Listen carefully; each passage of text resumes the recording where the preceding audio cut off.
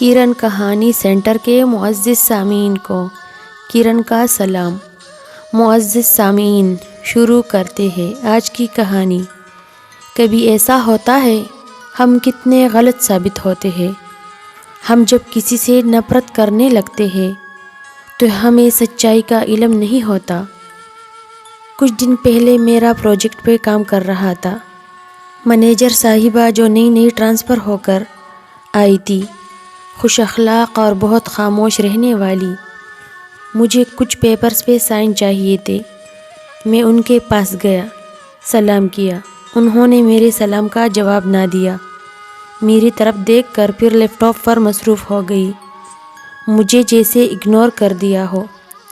چونکہ میں بھی گورنمنٹ آفیسر ہوں، میری آنا کو ٹھیس پہنچی۔ میں اونچی آواز میں بولا، مجھے کچھ پیپرز پہ سائن کر دو۔ مینیجر نے پیپرز پکڑے اور دستخط کر کے پیپرز واپس تھما دیے۔ میرے دل میں ان کے لیے جو عزت تھی وہ کم ہو چکی تھی۔ ہم دونوں ایک دوسرے کے لیے اجنبی تھے۔ دوسرے دن مجھے پھر کوئی کام تھا۔ میں نے مینیجر سے بات شیئر کی، لیکن وہ خاموش لیپ ٹاپ پہ مصروف رہی، جیسے میری بات سنی ہی نہ ہو۔ اس بار میرے لیے ناقابل برداشت تھا۔ ایسا 4-5 دفعہ ہوا جو میری بات کا جواب نہ دیا گیا۔ میرا عہدہ ان سے بڑا تھا۔ میں اپنے آفس میں جا کر بیٹھ گیا۔ مجھے بخار بھی تھا۔ میرے دل میں اس میڈم کے لیے نفرت کی آگ بھر گئی۔ میں نے کتنی باتیں کی تھی، لیکن ایک بات کا بھی جواب دینا گوارا نہیں کیا۔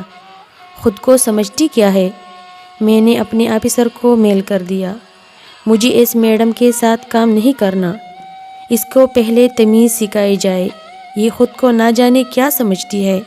یا تو اس کا ٹرانسفر کر دے یا پھر میرا۔ آفیسر نے مجھے اور میڈم کو بلوا لیا۔ میڈم خاموش تھی۔ وہ نہیں جانتی تھی یہ سب کیا ہو رہا ہے۔ میرے پاس آ کر سلام کیا۔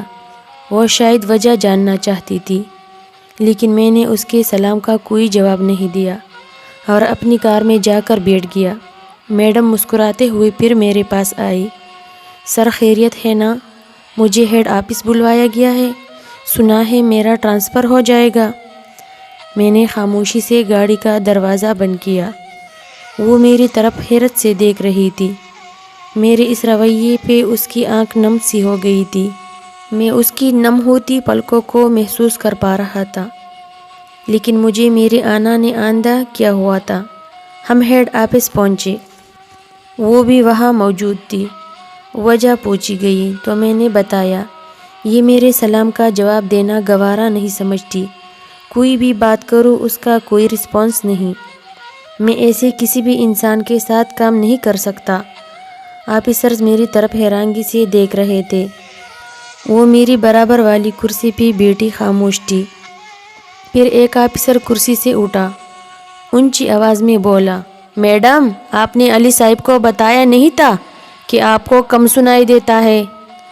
آفیسر بہت ہی اونچی آواز میں بات کر رہا تھا۔ میڈم میری طرف دیکھ کر بولی، سر میں بہت کم سنتی ہوں۔ ایک بار میرا بلڈ پریشر شوٹ کر گیا تھا، جس کی وجہ سے میری سننے کی طاقت بہت کم ہو گئی ہے۔ شاید میں اس لیے آپ کی باتیں سن نہیں پائی تھی۔